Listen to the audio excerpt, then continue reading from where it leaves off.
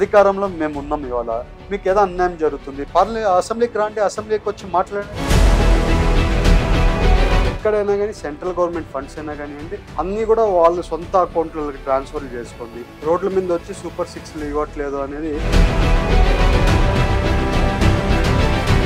జగన్మోహన్ రెడ్డి కానివ్వండి, మిగిలిన మాజీ మంత్రులు కానివ్వండి, ఒకే ఒకటి, ఎందుకు సంక్షేమ పథకాలు ఇవ్వట్లేదు?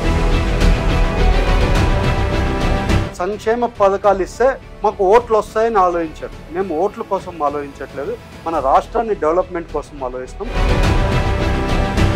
వై నాట్ 175 అన్న పార్టీ 11 స్థానాలకే పరిమితం అయిపోయింది. ఏ పార్టీ అధికారంలో ప్రజల చేతిలో ఉంటుంది. మరి మీ పార్టీ ప్రజల మెప్పు పొందడానికి ఏం చేస్తారు? వాళ్ళు వచ్చి టీవీలలో ఎందుకు మాట్లాడరు కాబట్టి ఐడియా ఉండదు, కానీ మా ఊరికి అయితే మాత్రం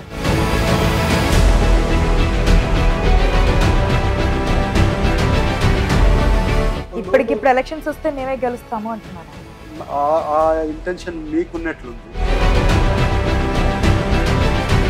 కూటమిలో విభేదాలు రాబోతున్నాయి, ఇక్కడతో క్లోజ్ అయిపోతుంది. ఏంటి, కూటమి బలపడుతుందా లేదంటే ఏదైనా దిగిపోయే ఛాన్సెస్ ఏమైనా ఉన్నాయనుకోవచ్చు? ఆయన స్టేట్మెంట్ ఇవ్వలేదు, వర్క్ చేస్తున్నారు. ఇంకా కొన్ని సజెషన్ చెప్తున్నారు తప్పితే మీరు అది వేరే రకంగా నేనంటే కనుక వేరే విధంగా ఉంటుంది అని.